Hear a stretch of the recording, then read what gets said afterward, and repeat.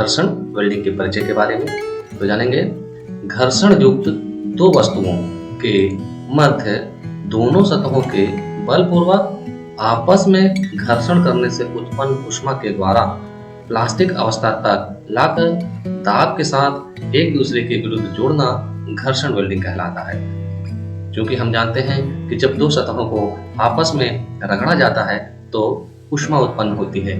इसी ऊष्मा का प्रयोग हम घर्षण वेल्डिंग में करते हैं।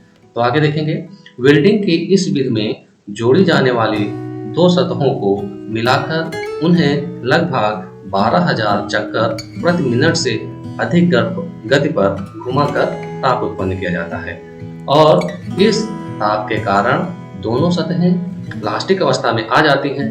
इसी समय इन सतहों की शीघ्रता से गति को रोककर जोड़ दिया जाता है।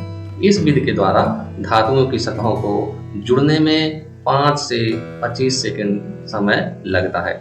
आप जैसा कि इस चित्र में देख रहे हैं, इसमें दो जॉब हैं, एक इस साइड का जॉब है लेफ्ट साइड का और दूसरा है राइट साइड वाला जॉब। इन दोनों जॉब को जोड़ना है तो इसमें से एक जॉब जो एक साइड का वो गति करेगा लगभग, जैसे कि हम लोगों ने बात की, 12,000 रिवोल्यूशन पर मिनट की स्पीड से और दूसरा जो पार्ट है इसका वो स्थिर रहेगा। जब इन दोनों सतहों को आपस में संपर्क किया जाता है तो इसके चक्कर होने के कारण यानी कि स्पीड से चलने के कारण दोनों के बीच में घर्षण होता है और जो घर्षण के कारण ही ऊष्मा उत्पन्न होती है। उस दौरान एक जो घूमने वाला पार्ट है उसको रोक दिया जाता है और शीघ्रता से इस पर प्रेशर के साथ दूसरी प्लेट इस जॉब पर जोड़ दिया जाता है।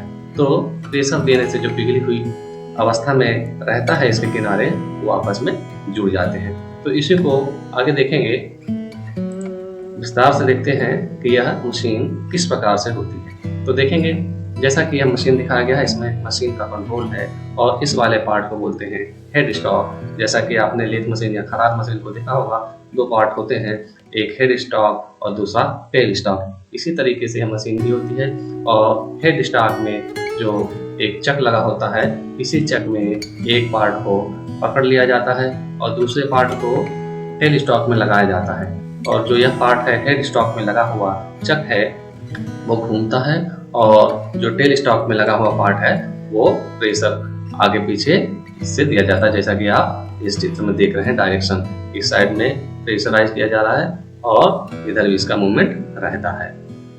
अब देखेंगे कि जैसे कि इस वेल्डिंग का स्टेप वाइज समझाया गया है। जैसे कि फर्स्ट स्टेप में दिया है कि रोटेशन होता है, जो कि चक वाला पार्ट है वह उसका रोटेशन होगा, चक्कर से घूमता है, स्पीड में घूमता है वो जॉब, और जो दूसरा पार्ट है वो टेल स्टॉक के द्वारा प्रेशराइज होता है इस साइड से।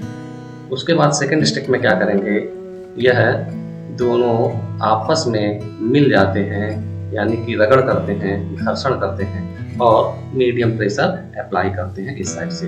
उसके बाद जो थर्ड स्टेप है वह रोटेशन जो हो रहा है वो स्टॉप कर देते हैं और बहुत ही हाई प्रेशर टेल स्टॉक से लगाते हैं। उस टाइम में ही हमारा जो जॉब है दोनों जुड़ जाते हैं ठंडा होने के बाद।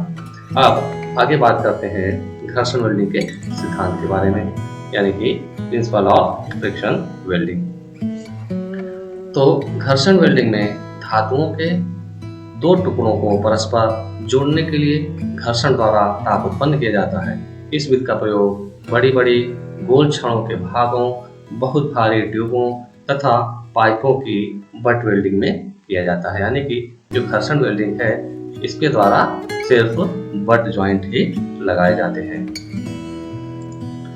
अब देखते हैं घर्षण वेल्डिंग से वेल्ड होने वाली धातुएं कौन कौन सी होती है, यानी कि इस वेल्डिंग की सहायता से हम कौन कौन सी धातुओं को जोड़ सकते हैं यानी कि वेल्डिंग कर सकते हैं। तो देखेंगे एल्युमिनियम और उसके एलॉय, पीतल व कांसा, स्टेनलेस स्टील, मैग्नीशियम और इसके एलॉय, साथ ही टंगस्टन और एलॉय स्टील से कार्बन स्टील और स्टेनलेस स्टील से कार्बन स्टील को भी जोड़ सकते हैं। इसके अलावा निकेल एलॉय की भी इसके द्वारा वेल्डिंग कर सकते हैं। आगे देखेंगे कि एलॉय स्टील को भी घर्षण वेल्डिंग के द्वारा वेल्डिंग की जा सकती है। इसके साथ ही कार्बन स्टील को, टाइटेनियम स्टील को और जिरकोनियम स्टील को भी, इसके अलावा तांबे से कार्बन स्टील और सिंटरेट स्टील से कार्बन स्टील, इसके अलावा एल्युमिनियम से स्टेनलेस स्टील को जोड़ा जा सकता है और साथ ही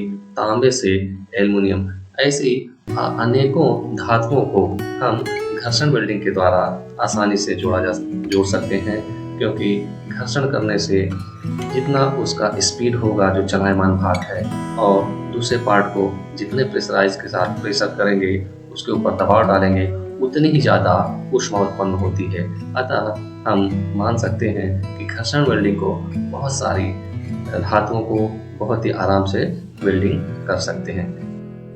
तो दोस्तों, इस वीडियो में हम लोगों ने घर्षण वेल्डिंग के परिचय के बारे में और घर्षण वेल्डिंग के सिद्धांत तथा घर्षण वेल्डिंग से की जा सकने वाली धातुओं के बारे में सीखा।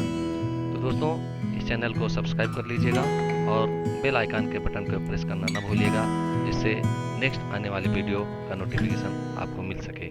Thank you for watching.